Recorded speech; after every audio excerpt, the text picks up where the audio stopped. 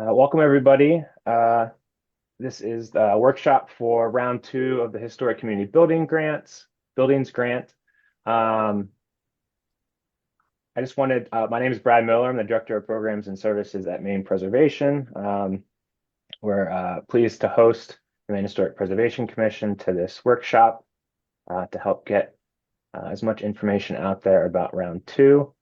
Just a few kind of housekeeping things. This is going to be a very full Zoom room with folks. So I just ask if everyone could please mute so we can keep all the background noise out for the presentation. If you have any questions throughout the workshop, please drop them in the chat, and I'll do my best to keep track of those. And then we'll also end with a Q&A session. So I'll pull questions from the chat, or if you'd like, please, fill out, write down a little note to yourself so you remember that question. And then as a final reminder, we will be recording this, and I will be uploading it to Maine Preservation's YouTube page. We'll host it on our website, and then we'll also distribute that link to the Maine Historic Preservation Commission, so folks can refer back to what was discussed.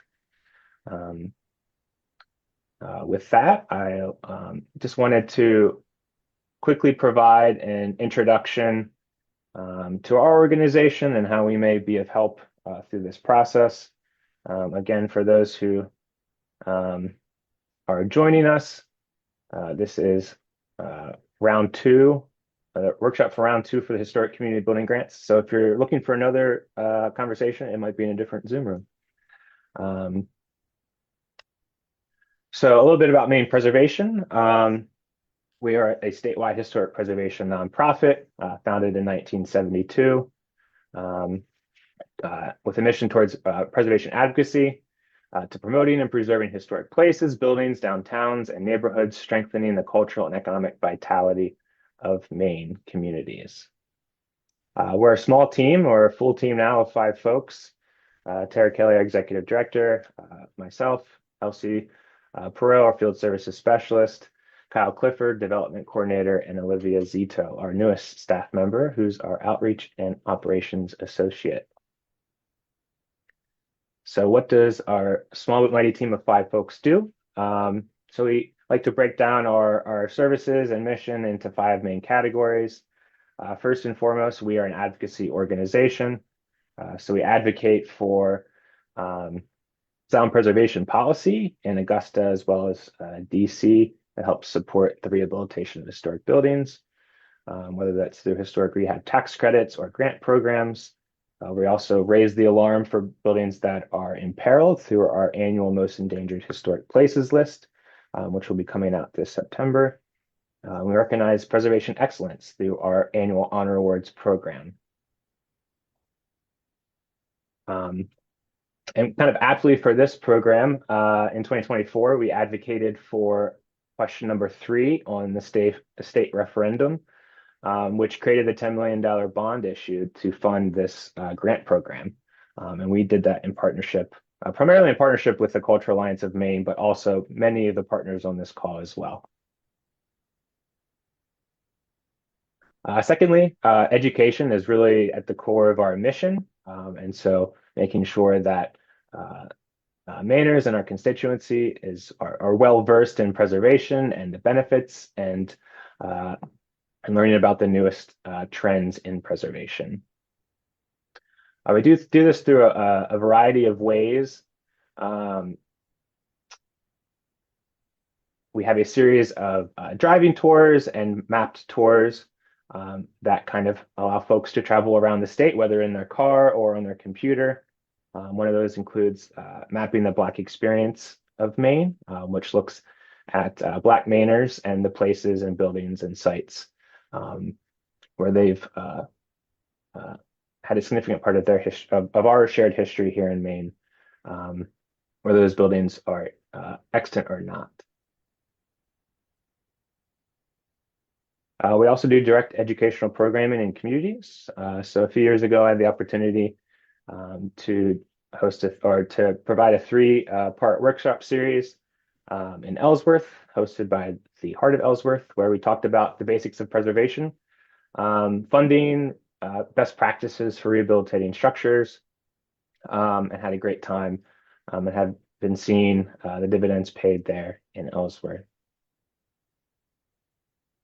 And what is becoming one of our hallmark events each year is our annual Jane's Walk Me Festival. So this is a series of free community volunteer-led walking tours across the state, held on the first Saturday of May each year, inspired by preservation activist Jane Jacobs, who organized her community in New York City to prevent its destruction with the construction of the highway. And so these walks are done in her honor, a way for folks to get together in their community and explore historic buildings, wastewater infrastructure, river trails, all the fun things. And we hope that next year you'll join us for our next Jane's Walk.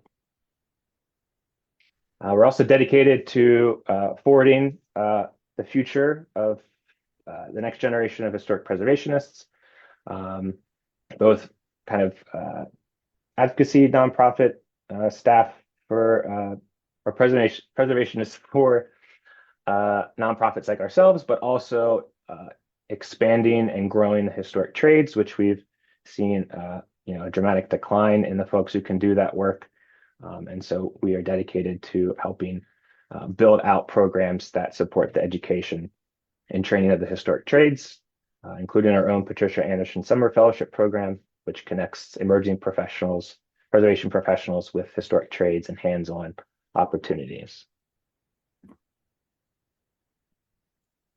Thirdly is our financial support. So we directly support historic preservation projects through our matching grant program, which is funded through the 1772 Foundation. This is this year's list of grantees. And this program provides grants up to $10,000 with a one-to-one match requirement for nonprofits stewarding historic buildings. So this is something that may be applicable to folks on the call. And we'll be releasing information about the 2027 grant cycle this September. So we'll be putting out a call for letters of interest. So more information for that. Sign up for our email list or check out our website for more information come September. Some of the grantees again this year included the Lincoln Theater and Damariscotta, as well as funding to help with the building conditions assessment at the Waterville Historical Society. We also take a more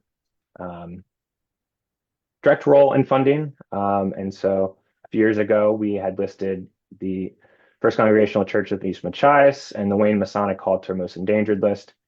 And through that call, actually applied on behalf of two local nonprofits trying to save these places, and were awarded a congressionally directed spending or earmark grant of $3 million to help with the conversion of these properties, the adaptive reuse into community hubs for East Machias and Wayne. And so we continue to work on those projects. Our fourth area is stewardship. Sorry about that. And so this is where we actually are directly involved with the long-term stewardship of properties through legal tools called preservation easements, very much like a conservation easement, where it's a legally binding document attached to the deed of the property that allows us to oversee any alterations or change and ensure the maintenance over time of these places. And our two most recent easements are the Gingerbread House in Norway, which many folks may be familiar with, as well as the Wallace Haskell Homestead in Phippsburg, Maine.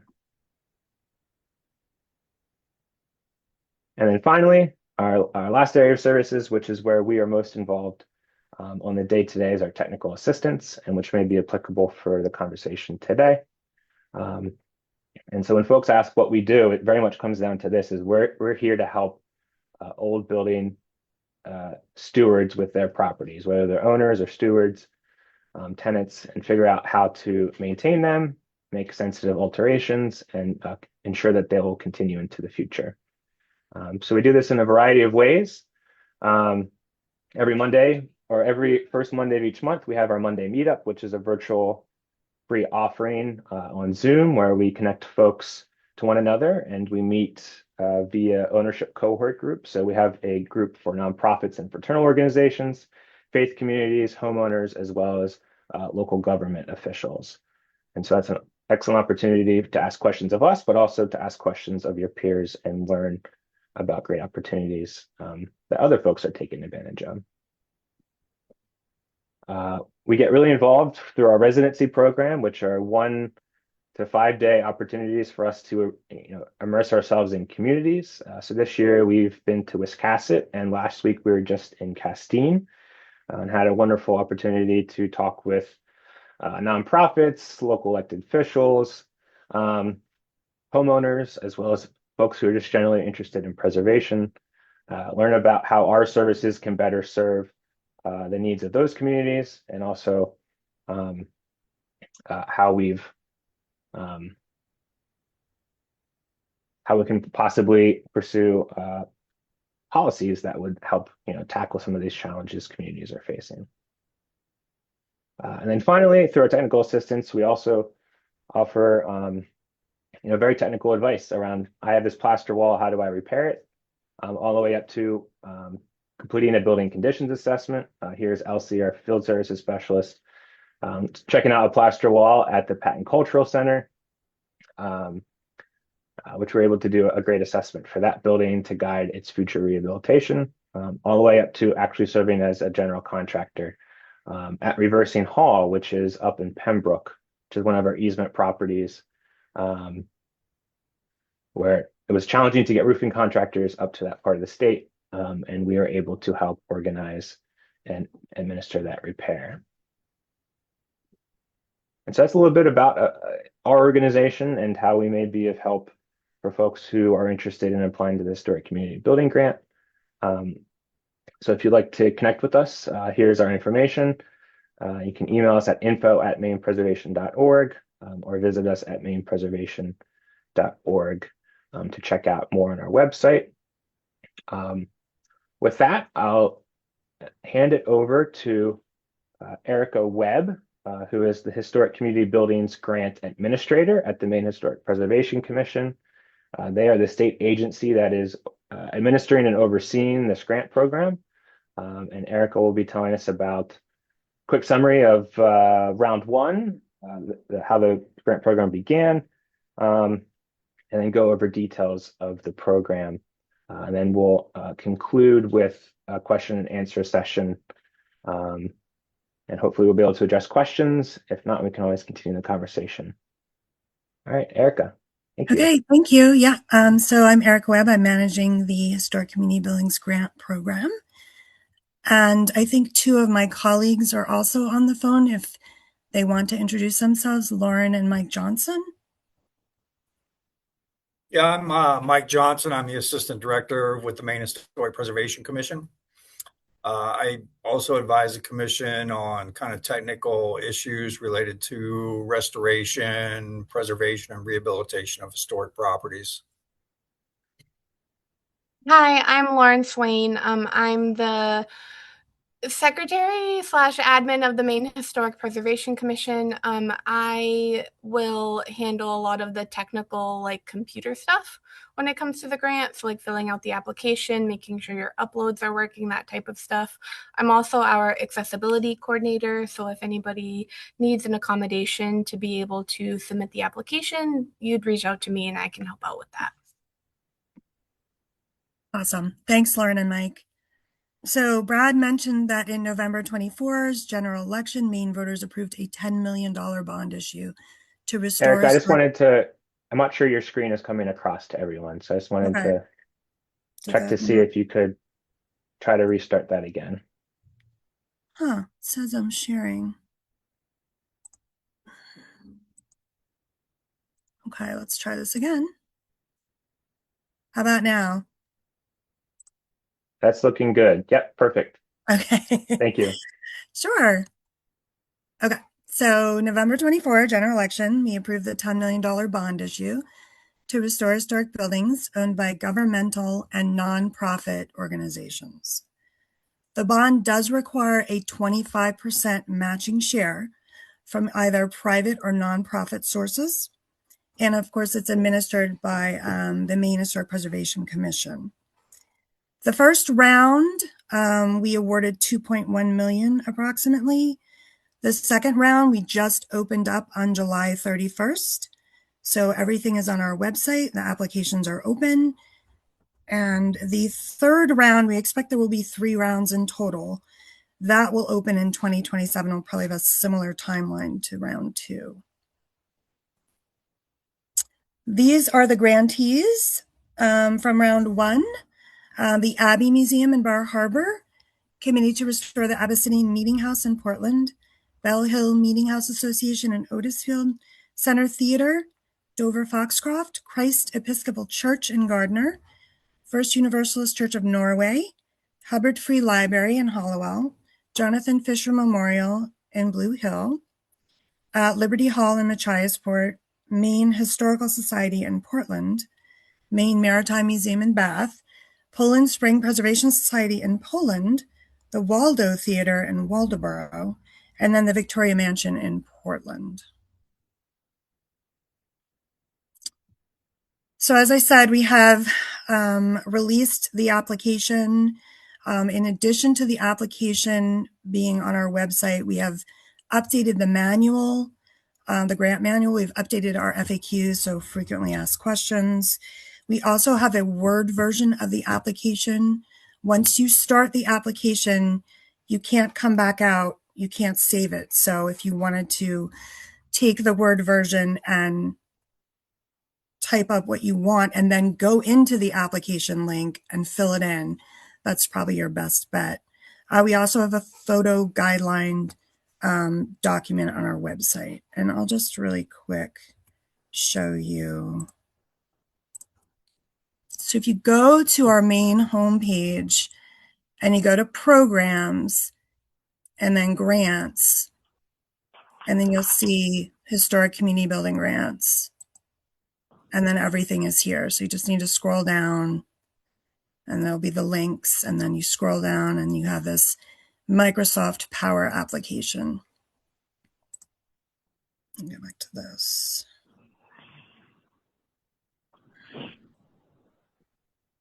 Okay, so this is the grant timeline.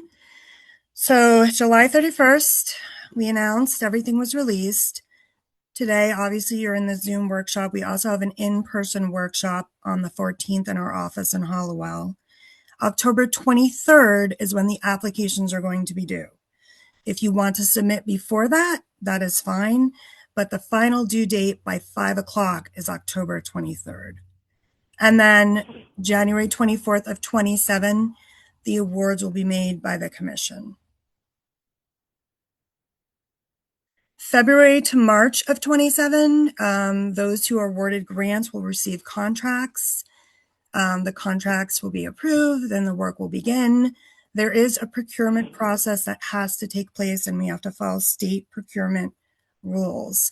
So that will need to happen as well. No work, because it is a reimbursement grant, no work can begin until the contract is signed by the grantee and our office. Then we have interim reports that are due. About every 3 months, one will be due. There are 5. You can see the dates there. We do have a template that we provide for the interim report, and that also would include photo documentation. And then September 3rd of 28 is the date that we're hoping it can all be wrapped up. Projects are completed, all the work is done, the billing completed, and then we have a final project report that would be due. And we have a template for that as well that we provide with the contract. So this is a really technical grant program. There's quite a few things just to know before you go any further. The minimum grant request is $25,000. The maximum grant request for this round will be $500,000. You cannot request an amount above that. That would be a disqualification. The funding is contingent on a 25% match that I mentioned earlier. And it must come from a private or nonprofit source. The match cannot be governmental funding. So, and governmental funding includes municipal funds. So that's just something to keep in mind. And then the building has to be listed in or have been nominated for listing in the National Register of Historic Places. It can be in a district. Sorry, I just have to take a drink. Continuing with the important items, the drawings, specifications, bid documents from a Maine licensed architect or engineer must be 90 to 100% complete or have been completed or updated in the last 5 years. They have to be submitted with the application. There are a few exceptions to this, and those would revolve around the fact that it would be limited or isolated areas of the structure that would require preservation or restoration. Projects need to be put out to bid. Because this is public tax dollars, we have to follow the state procurement process. And we have a form for that as well. And I've been walking people through in round one how that works. So, we're always here when you have questions. And then you have to enter into a stewardship or preservation agreement. These documents require public access for at least 12 days of the year. Another big one is do not include contingencies or overhead in your budget that's included with your application. That cannot be covered. Okay, so this is Lauren's territory. She's the expert on the Microsoft Power application. As I mentioned, you cannot save it and go back to edit, which is similar to other grant programs. So we do have that Word version on the main webpage if you want to try to fill it in beforehand and then go in and put all of your answers in. And then the supplemental documentation that would be uploaded, cost proposals from contractors. We need resumes for everyone. So resumes for donated labor, resumes for contractors who provide the cost proposals, resumes for other professionals that are providing the drawings, specifications, so architects, engineers, other services, the copies of the drawings and specifications, condition assessments, if there's any structural reports that go with your building. And there's also a budget worksheet. This is an Excel file budget worksheet. It is embedded in the application. So if you go and you click on MS Power application, you can scroll down and you will see that the Excel file is there. Again, you could download it and walk yourself through it first. And then when you're ready to submit the whole application and the final budget, then you would have that ready. Photographs. We need photographs of the structures as well. We're going to be going by those photographs, so it's really important that we have good images of the preservation or restoration project. And we do have a photo guideline document on our website. And then the final thing is you sign and complete a certificate and a checklist. So this document, which is also in the Power application, you have to print it, sign it, and then scan to PDF and upload it with your final application. So one thing with the budget Excel file, I just want to make sure that the wording sounds a little strange. You don't fill out the Excel PowerPoint within the application. There's a link under document guidelines on the application that you'll want to click on and download the Excel file. And you'll fill out that file and then upload it under the supplementary documentation within the application itself. And we have Lauren's contact. Poor Lauren, but if you have any questions on that, definitely reach out to Lauren. And then if you have questions, general questions on the program or any of the steps in between, feel free to reach out to me. Okay. So we do have selection criteria. We have a review committee that reviews all of the applications. The first component of the selection criteria is project description and process and evaluation of proposed work. And that is 50 points out of a little bit more than 100. So that one's really important. So does it meet the Secretary of the Interior standards for preservation restoration? The urgency of that work, how urgent is that work needed for the structure? The thoroughness of the project, how thorough it's planned for with the drawings, condition assessment, any other reports that you have available, qualifications of your project team, and then if it's a multi-phase project, so some of these projects were started, years ago and are continuing and have multi-phases to them. And that is a question in the application. The second category is the public benefit for the community building, and that's 25 points. So the historic value of the building, how broadly is that structure used by the community, locally, regionally, and then the public support for the building.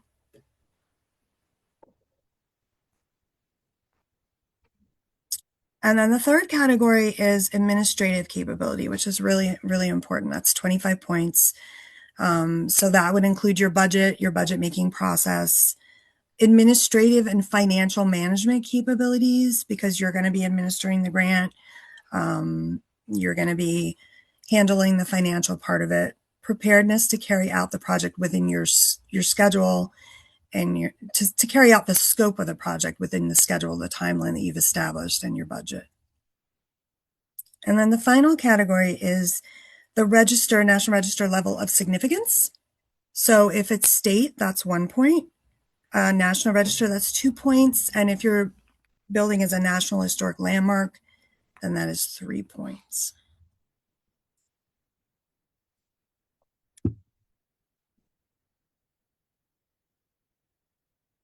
Oh, I guess we're already to the Q&A. I did not expect that. Okay, well, I'm going to leave our contact info up here for a couple of minutes.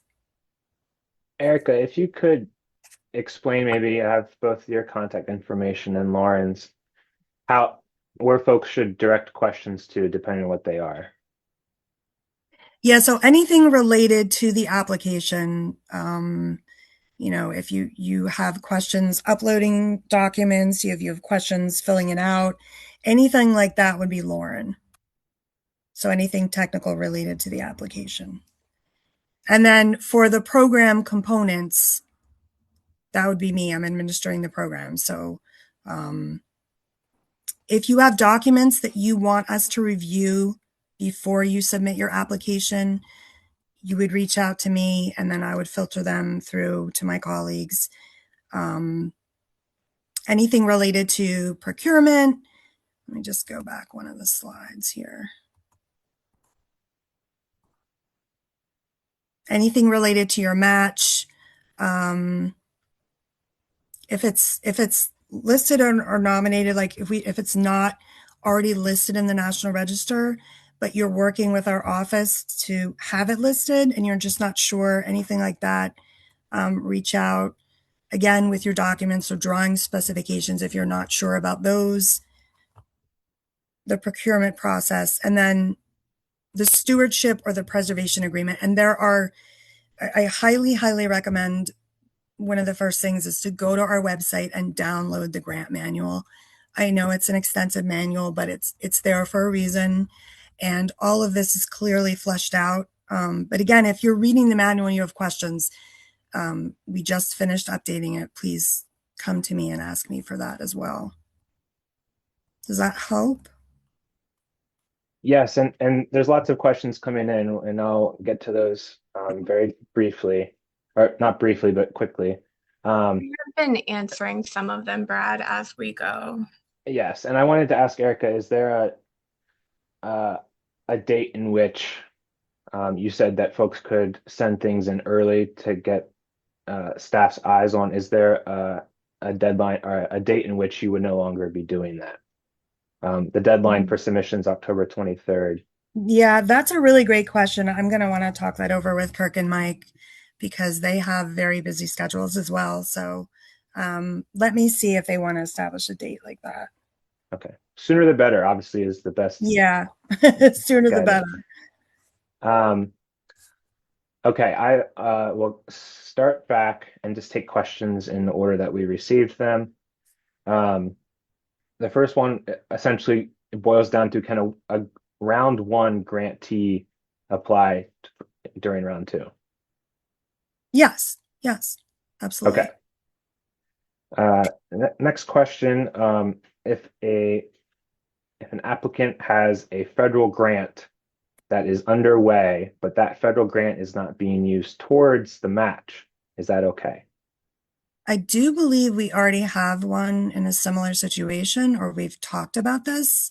And Mike, correct me if I'm wrong, as long as everything is separated, I think we are okay.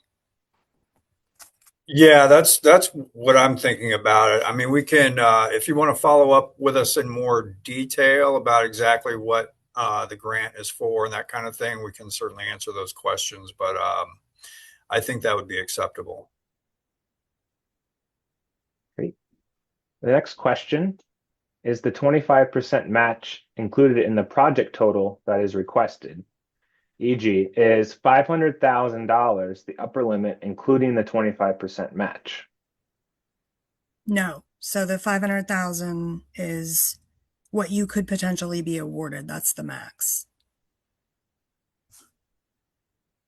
So if they're asking about their project total, we already have a grantee in round one who has a much higher project total. So you'd have to cover any match above it. So you'd have to make sure that you have enough money to cover that, if that makes sense. Maybe another way to answer, just to make sure we're answering, is if an applicant received the $500,000 maximum award, their 25% match is included within the 500,000 or not? No, It is not. no. Yeah, Okay. I mean the total project expenses could be $1 million, Right. but we would only provide 500,000. So it's 500, whatever 500,000 is plus 25% is what the total. Um, that would basically be the minimum total project expense if somebody asked for $500,000. Yeah, so because I think this is a very important thing to Yeah, the math can be a little bit zero confusing, in on. but we do address this in the manual too. So if someone got the full grant amount of $500,000, 25% of that is 125,000. So the minimum project is actually $625,000. Correct. Thank you for doing the math, Brad. Yeah. I had my calculator out. To Mike's point, their project could be upwards of $1 million. It's Right. just that. I think they were trying to understand, which is a common question I get with other grants too, is that inclusive of our 25%? And is Yeah. not. The next question is a broader one. Can you tell us more on how the reimbursement grant works?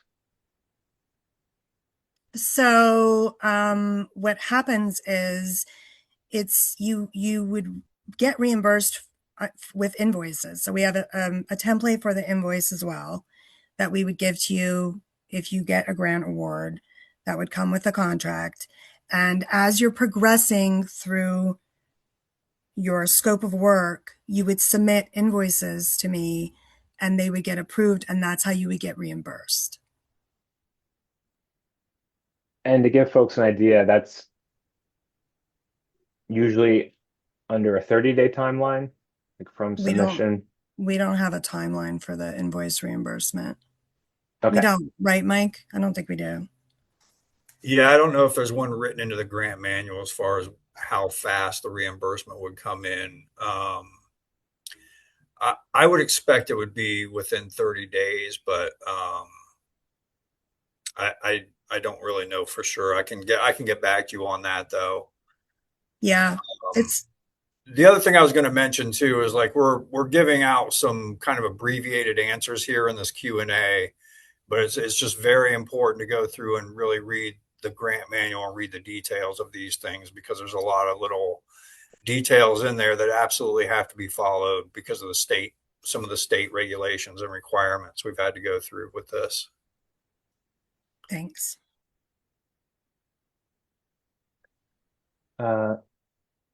Next question. How much in kind is eligible for the match? Are there limits to that? Do we have a limit on in kind? I don't think we did. That's a great question. We might need to take that one back. What was that? What's that question? How much Yeah, the in kind donations that they could get for the project. We don't have a limit. I think it may be, No. it's almost more practically limited by how many Right. hours can you volunteer. It would be very Right. impressive. Yeah, I would say that's accurate. I don't think that we have a as far as I know, I believe, potentially all the match could be in kind, but yeah, That would be impressive. correct. Okay, I'm catching up here on the questions. We got a question that we've answered about the match. So if you were to get the full 500,000, yes, your 25 match would be an additional 125,000. Another question about, can we ever reapply if we were a grantee in round one? Yes, you can reapply in round two if you were successful in round one. I guess a follow-up question to that, does that in any way in the scoring process, does that negatively, if you were successful in round one, does that negatively impact your score in round two? No, I don't see. I mean, if you were successful in round one, I don't see why that would affect your score in round two. You will have to pay attention to kind of, we've made some tweaks to round two versus what was done for round one. So, just pay attention to that.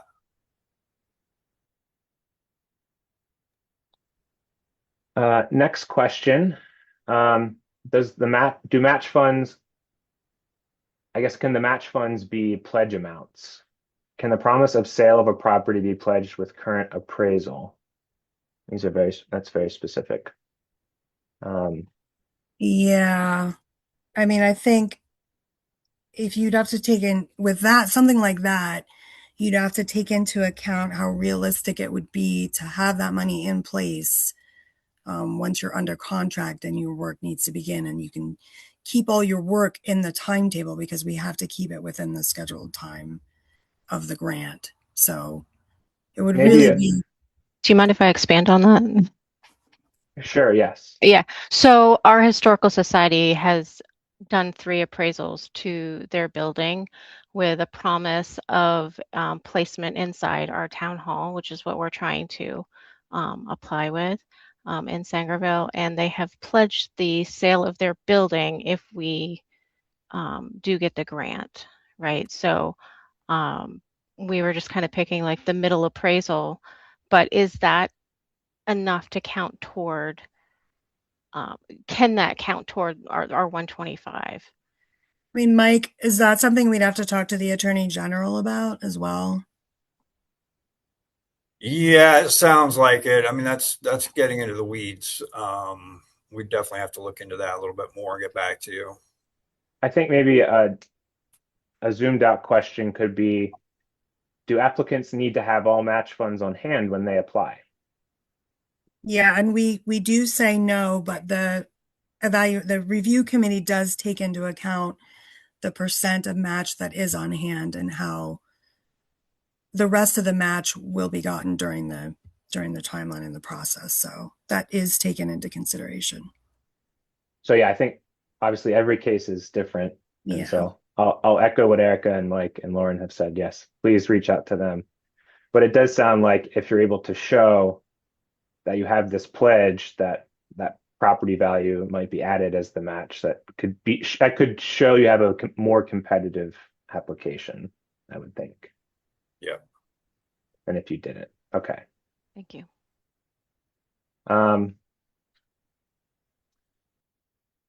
Are the round one grant applications available for review? In other words, can folks look at successful example applications? We don't have those posted anywhere, but I think we might be able to provide those.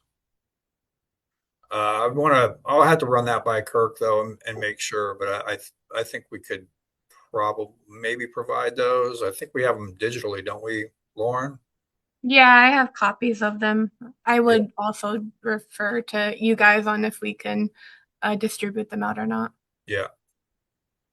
We'll take that one back to Kirk. Yeah. Erica, people weren't able to see your screen when you were showing the website earlier. Okay. And I think we might also benefit from just clicking on the application link Perfect. and just showing real quick what it looks like. Okay, so I'm going to program on the home page. I'm going to We only grant. see the PowerPoint. Oh, you only see the. Oh, I know why, because of the window. Hold on a second. So I think I have to do it over again. So last year and last round, the application was in Microsoft Forms. This year, it's in a whole entirely new program called Microsoft Power Applications. And so a lot of the like roadblocks that you guys experienced last year are not going to be a thing this year, which I'm fingers crossed is going to make it a lot easier for you guys. So Erica, if you go to programs, Yep. and then grants, yep, and then historic community grants, and then scroll down. So the photo guidelines is a PDF right here as well for you guys. I know somebody had posted a link for it, but it's also right there. So if you scroll down a little bit more and just click on Microsoft Power Application.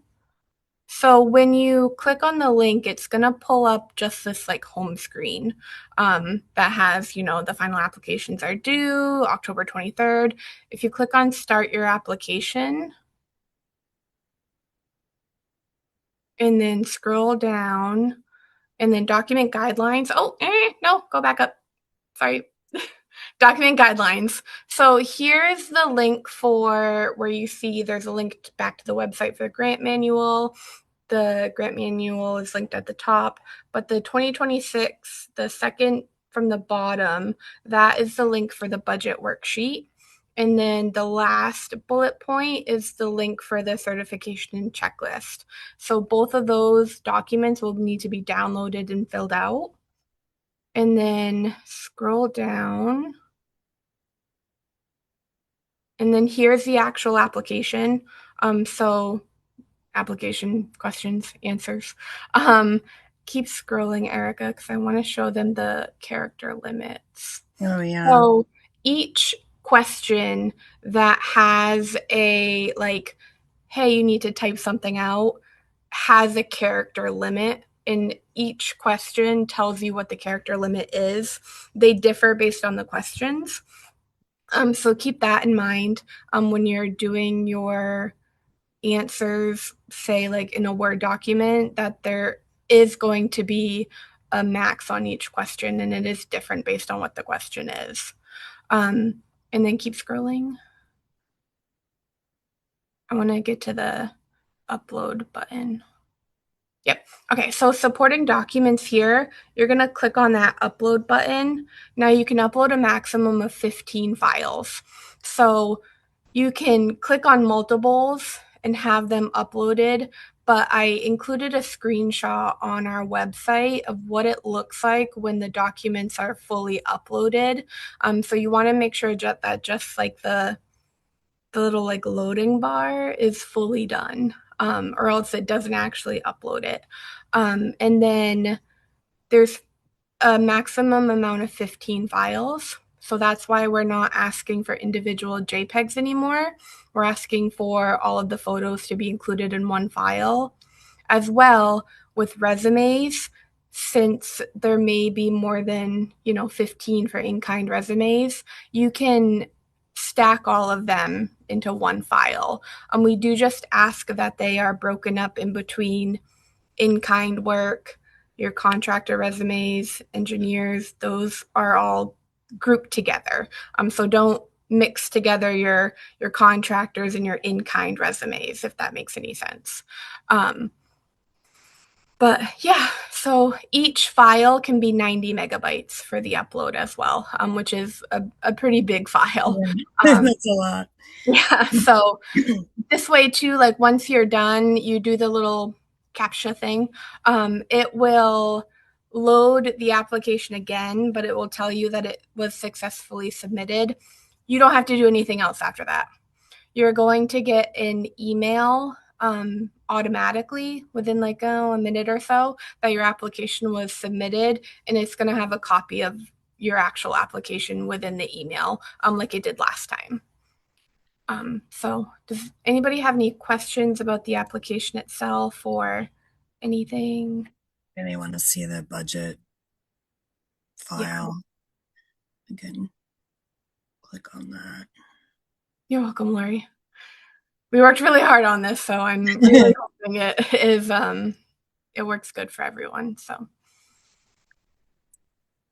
there is in the new manual that was updated, there are screenshots of the budget worksheet, so you can kind of piece what you're looking at while you're filling it out, which I'm hoping is helpful. And you are also able to add more rows if needed onto your Excel sheet. Please don't upload more than one budget worksheet. Just make sure you download it first, because you can't do it. You have to edit it to do it. So you got to edit. What's that? Sorry, go ahead. Finish your thought. I apologize. I was going to go to the other document that's in there embedded. Yes. Which is the checklist. This is really important. So after you're finished, you're ready to upload. You have to print this, initial each one. There's a certification part that you need to sign, name and title, organization, and then you'll have to scan it and PDF it and upload it with your application and the other supporting documents.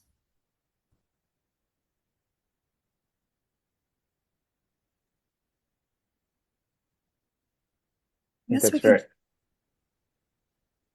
very helpful to go through this web page.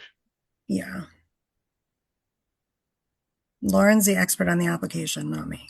Catherine Duffy asked if a digital signature suffices, and I think it needs to be a pen signature. I think they call it a wet signature. It has to actually be like signed, which is why we ask you to download it, sign it, and then upload it. I want to be mindful of time. We still have 11 minutes. We're doing great. There's also a lot of questions left. Okay. In short, are there any significant changes to the application from round one? I mean, I don't think there are any substantial changes.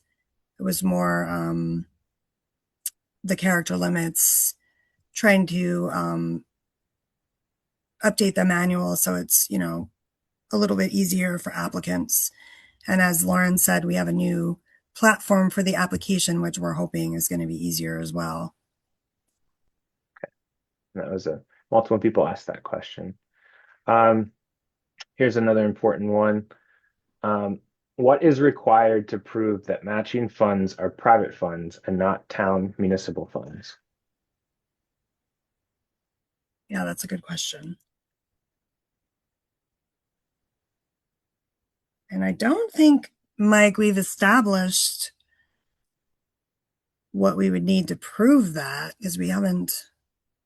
Well, I mean, it's canceled checks, paid to contractors, and that kind of thing. I mean, yeah. I think that's the best we can do without doing an actual audit or something. Okay. And then I guess in the application, clearly stating the source of match funds. Yes. That's important. Right.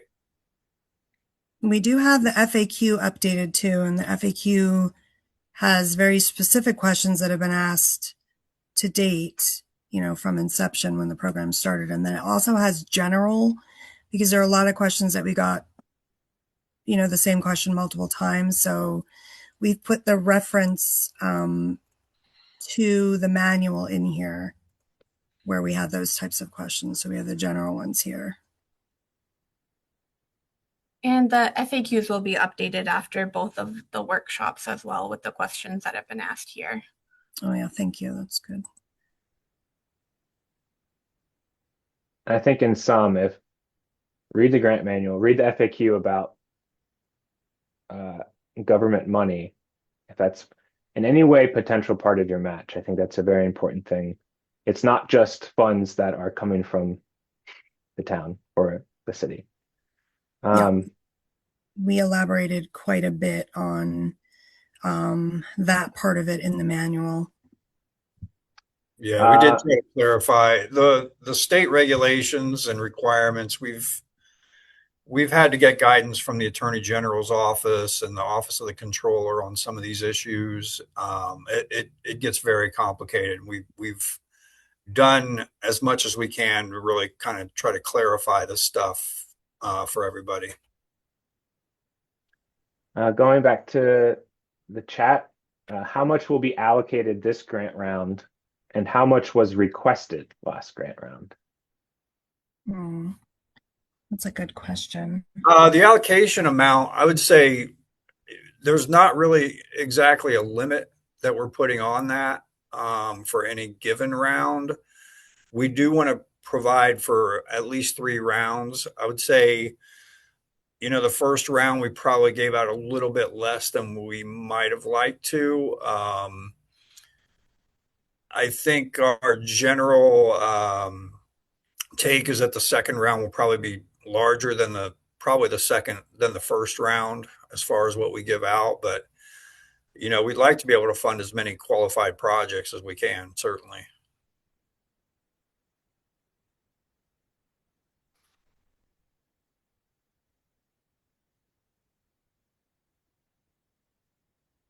I need to unmute.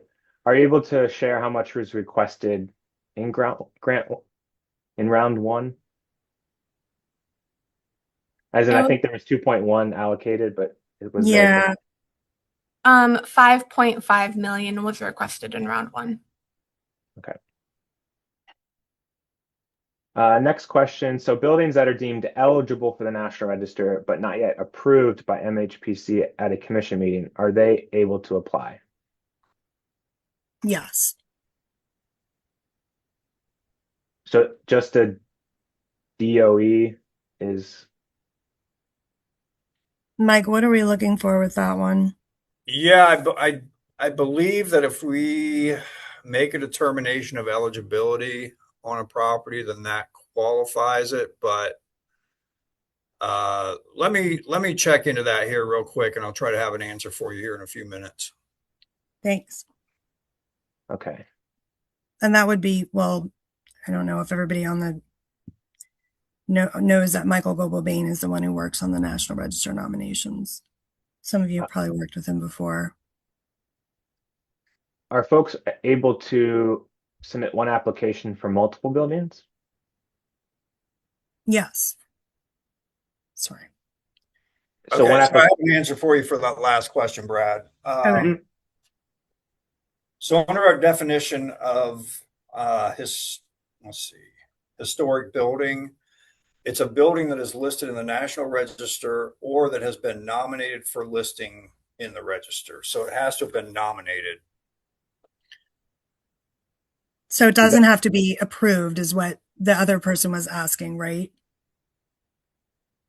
I think it does. I think that means it does have to have gone through a commission meeting and been nominated. I didn't think that. Okay. Maybe we should. Yeah, I might have to get back to you on that. Yeah, let's clarify that one. Clear, but... And we can add that to the FAQ. I also, with the multiple buildings thing, it does have to be a separate application for each building, but it can be the same person filling out the application. Is that right, Erica? No, Or- in the first round, we had someone who applied for multiple buildings and it was just one application. Okay, was it multiple buildings on the same property It though? was, yeah, it was on the same property. I just want to clarify if they are multiple buildings, like with different addresses and different National Register listings, Yeah. is it one application still okay, or do they need multiple applications for each address? Yeah, we've actually not encountered that. That's a good question. Do we want to take that back and then? Yeah, I think we better discuss Okay. that with Kirk. Because the review committee is the one that's going to be dealing with that. Right. Just in my head, it's going to be hard to distinguish which is which within the application. So we'll get back to you guys on that question. Yeah, that's a good one. And to a chat this came across, the building is listed in a National Register Historic District and is a contributing resource in that district. That means the same as if it is listed in the National Register. Yes. That's correct. That's eligible. Let's see here. Are there any limitations on a grant to preserve a church that is currently in use by a local congregation? That's kind of open-ended. What do you mean limitations? I mean, if it's being used, then that's good. It's a community, it's being used by the community. I think the main question is, are religious organizations eligible for this program as an applicant? Yes. Yeah, we had 2 that received grants in round 1. Yeah. And I think look at the grants manual in terms of for those attending.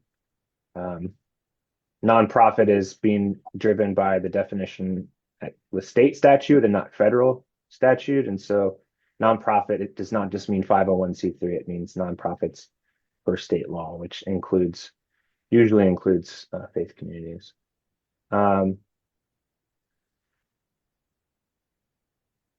Will there be a maximum grant limit in round 3? I'm guessing that's probably driven by how much money is left. Yep, that's a good point. It's probably Yeah, I'd say that's accurate. Yeah. Okay. Do the invoices get paid through you? And I believe the applicant, the successful awardee has to pay invoices and then they submit them to MHPC for reimbursement. Correct. Yes, it's a reimbursement grant and it's another state agency. We're not actually paying it, if that makes sense.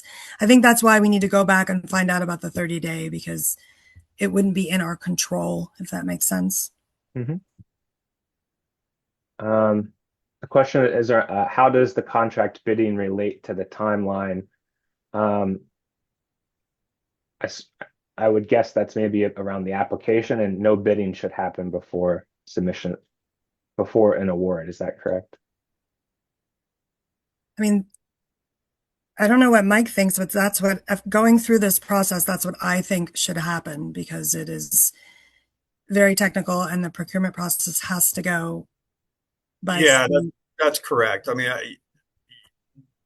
applicants will have to get estimates for what the projects are going to cost, but nothing should really be bid.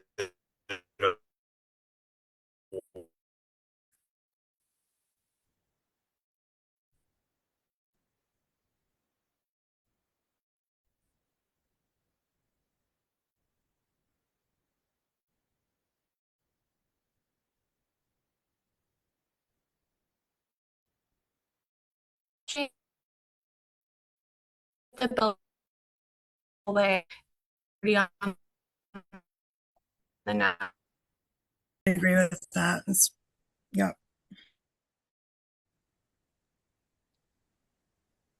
I hope everything kept moving. My Zoom screen just crashed, but I think it was just me. I think it was you too. Mike, Tally has a great question that I am going to direct to you. And the contractors who provide the estimates are then not allowed to participate in the bid process.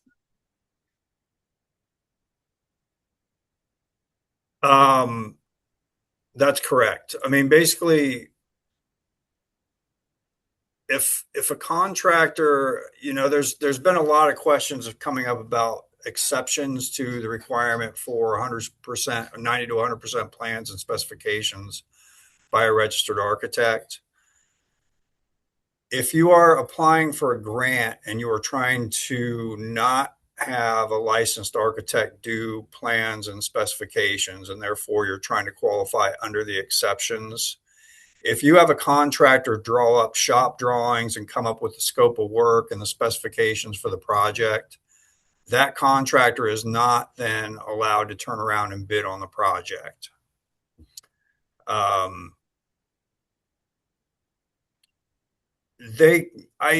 not certain, if a contract, say if one contractor, for instance, comes up with specifications and shop drawings for something that qualifies under the exceptions, and maybe another contractor could potentially put a estimate toward what that might cost, and then you submit that as your budget.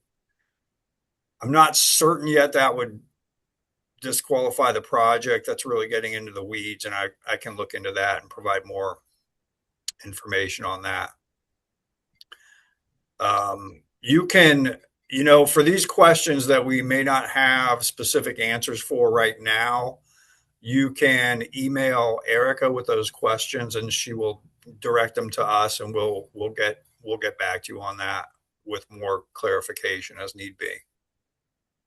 We have updated the manual for the procurement process, so there's more language here than before, and there's also a paragraph on what that question was just now. It's on page 14.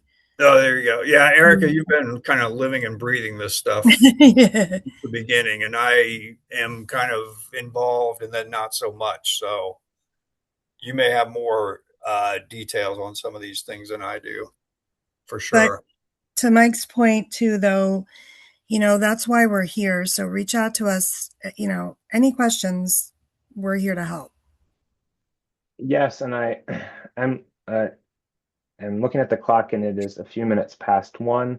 I know that there are remaining questions in the chat. I do believe it has been getting more and more narrow and specific to where answers, I think, are best directed directly to the Maine Historic Preservation Commission. And so I would encourage outreach to them with those questions, whether it be about contractors, bidding, or if a property is on the National Register or not, if it's in the process, or if I have multiple buildings on a property, how do I apply for that? And as Lauren mentioned, that will be updated on the FAQ after today. So with that, I'll remind everyone, this has been recorded and will be put on our website. All the attendees who's registered for this will be sending that link out to them. There was a request for the PowerPoint slides. I'm sure we'll be able to get those from Erica. Actually, I already have a copy and we can upload those. And I'll also send the chat from this call to MHPC so they have those remaining questions on hand and can hopefully address those in the FAQ. So thank you all for coming out. This is, I think, a very important step for those interested in applying. MHPC staff obviously is your best resource. Us at Maine Preservation can also provide a helping hand. And so feel free to reach out. With that, thank you, everyone. Thank you, Erica and team, for joining. And we're really excited to continue to see this money to go out and do important work across the state. Thank you. Thanks a lot, Brad. Yeah, take care, everyone. Okay, bye.